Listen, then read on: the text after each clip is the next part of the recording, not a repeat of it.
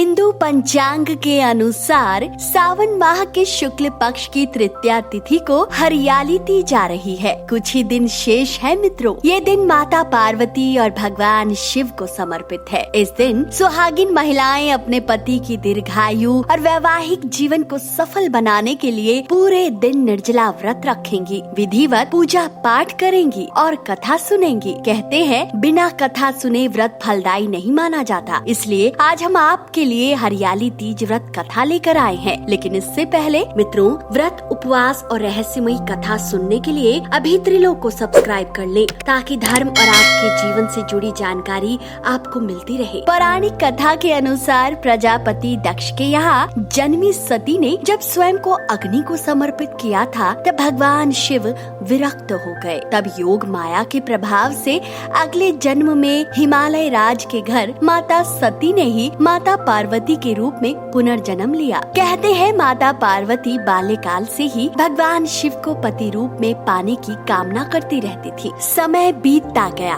और ऐसे ही माता पार्वती विवाह योग्य हुई और उनके पिता हिमालय उनके लिए योग्य वर तलाशने लगे। कथा अनुसार एक दिन नारद मुनि पर्वतराज हिमालय के पास आए तो उन्होंने पर्वतराज को चिंता में डूबा देखा। उन्होंने पर्वतराज से पूछा, क्या हुआ राजन? पर्वतराज हिमालय ने नारद मुनि को सब हाल बताया कि वो अपनी पुत्री पार्वती के विवाह को लेकर बहुत चिंतित हैं। नारद जी ने जब यह बात सुनी तो उन्होंने पर्वतराज को योग्य वर के रूप में भगवान विष्णु का नाम सुझाया। अपने दामाद के रूप में भगवान विष्णु का नाम सुनकर पर्वतराज हिमालय बहुत प्रसन्न हुए और उन्होंने बिना किसी क्षण गवाए अपनी स्वीकृति दे दी। कहते हैं ये सब माता पार्वती ने सुन लिया और पिता हिमालय की ऐसी इच्छा जानकर माता पार्वती चिंतित हो गई, क्योंकि उन्होंने पुनर्जन्म के प्रभाव से पति रूप में मन ही मन भगवान भोले की कामना कर रखी थी। इसलिए वो एकांत जंगल में जाकर वर्षों से तपस्या करने लगी। वहाँ भगवान शिव को पाने के संकल्प से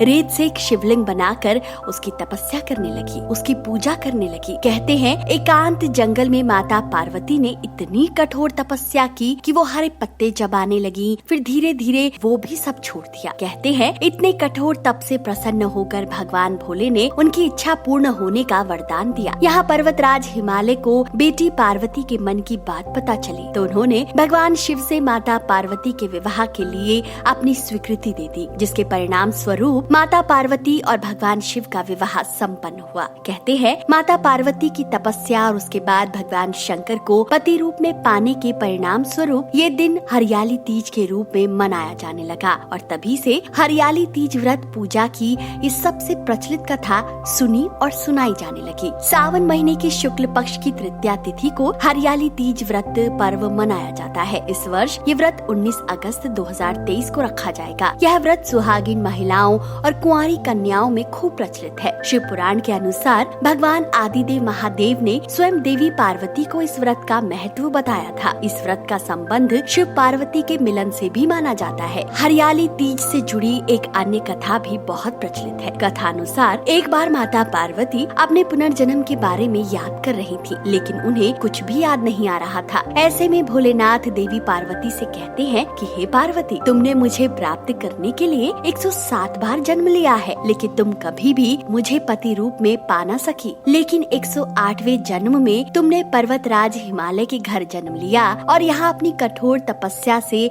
मुझे प्रसन्न करके मुझे वर रूप में प्राप्त किया है। इसके अलावा एक कथा और है। कहते हैं नारद मुनि भगवान विष्णु और माता पार्वती का विवाह प्रस्ताव लेकर पर्वतराज हिमालय के पास आए। भविष्य पुराण के अनुसार देवी पार्वती ने इस व्रत का महत्व बताते हुए खुद बताया है कि हरियाली तीज का व्रत करने पर महिलाओं को सुहाग और सौभाग्य दोनों की प्राप्ति होती है। जिस तरह सावन माह में तृतीया तिथि के दिन कई वर्षों की कठिन तपस्या के बाद देवी पार्वती ने भगवान शिव को पति रूप में पाया, उसी तरह से सभी की इच्छा पूर्ण हो। तो मित्रों, क्या आप भी कर रही हैं हरियाली तीज का ये पवित्र व्रत? कमेंट करके अवश्य बताएं। वीडियो अगर पसंद आया है तो इसे जितना हो सके शेयर कीजिए। भगवान शिव और माता पार्वती की कृपा आप सब पर बनी रहे और आपको अखंड सौभाग्य का वरदान मिले। इसी कामना के साथ आज के लिए इतना ही। आप सभी को हरियाली तीज की ढेरों शुभकामनाएं।